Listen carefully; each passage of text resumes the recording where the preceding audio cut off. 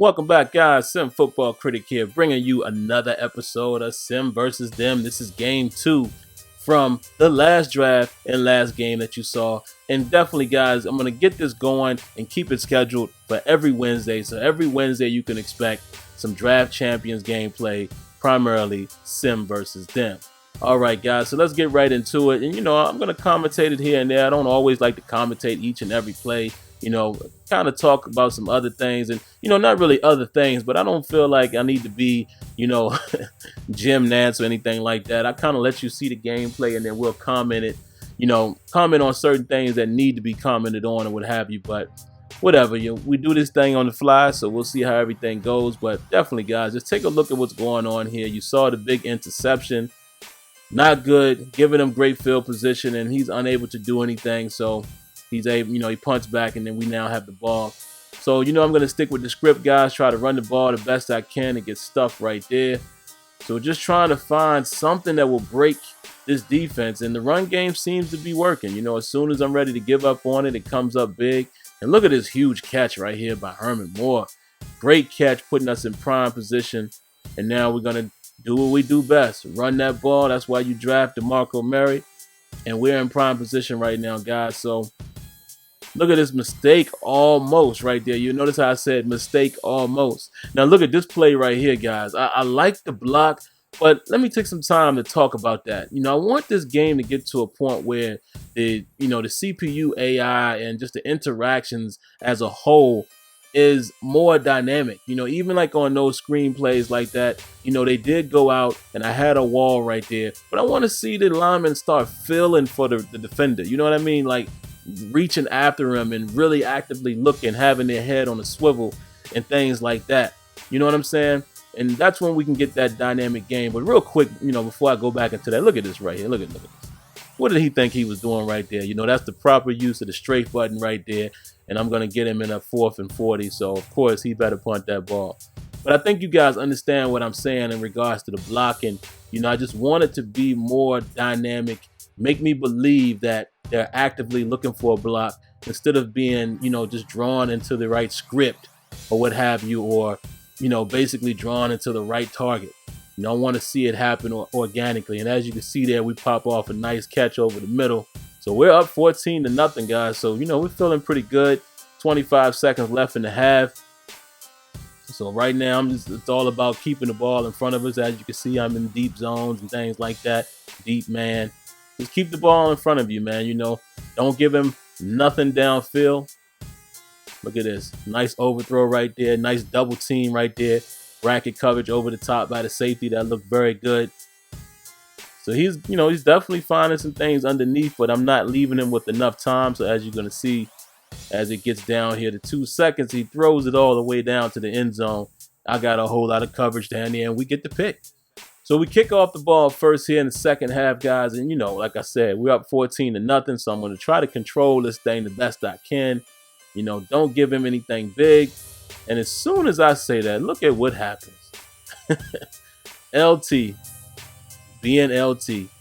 So now he's in great position, man, on the 23-yard line.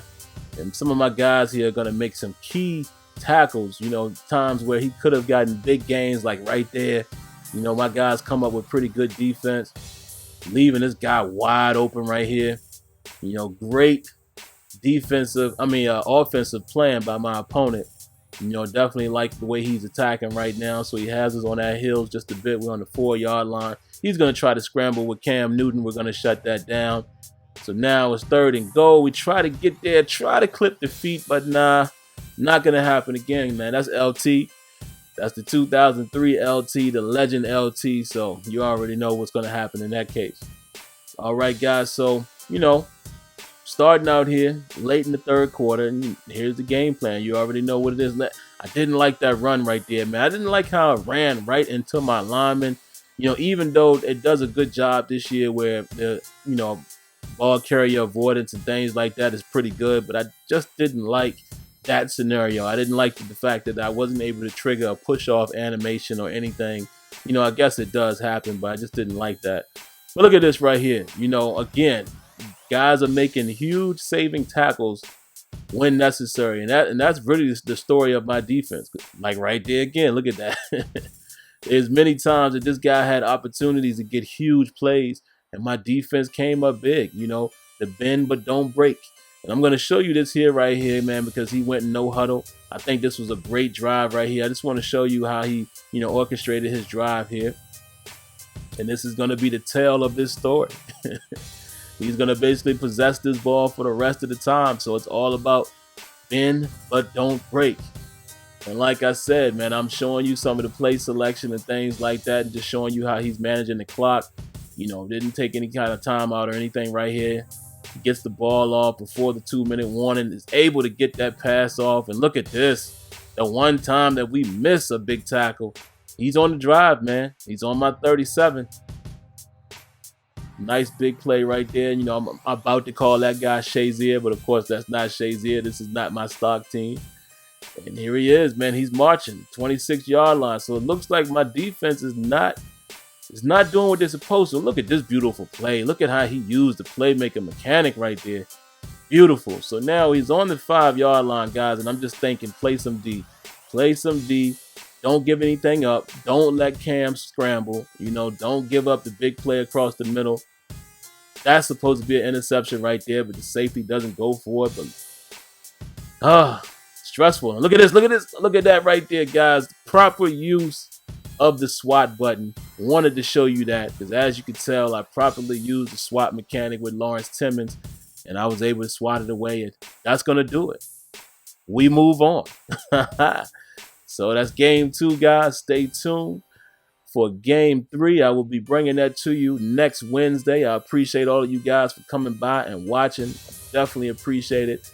Sound off in the comments, man. Let me know your thoughts and your concerns and whatever it is you want to say, and I promise you, it won't hurt you to hit the like button.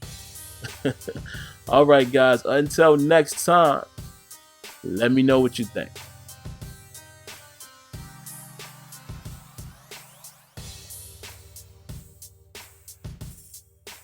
Once again, guys, thanks for coming by. And if you want to interact with me live, head on over to Sim Standard Radio every Thursday night at 8 p.m. Eastern, along with Smitty and Azure Effect. The call-in number for the show is down in the description. Now, of course, for more content, go ahead and click the link above.